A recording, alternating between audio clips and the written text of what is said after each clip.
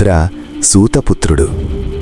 రాజకుమారుడిగా పుట్టి రథసారథి ఇంట పెరిగినవాడు కర్ణుడు.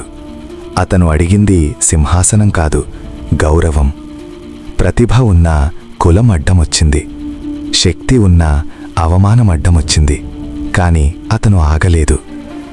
ఎవరో తలుపులు మూసితే కర్ణుడు తన రక్తంతో కొత్త దారులు రాశాడు. పరశురాముని దగ్గర విద్య నేర్చుకున్నాడు.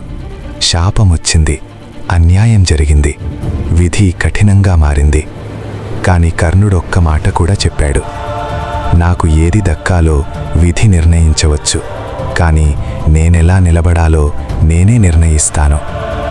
ద్రౌపది సభలో అవమానమైతే అతని మనస్సు విరిగింది, కాని ఆత్మ కూలలేదు. దుర్యోధనుడు రాజ్యమిచ్చాడు, కర్ణుడు బానిస కాలేదు, విశ్వాసానికి నిలబడ్డాడు. తన ప్రాణరక్షణైన కవచకుండలాలను కూడా దానం చేశాడు. ఎందుకంటే అతనికి తెలుసు, ప్రాణం పోయినా పేరు నిలవాలి.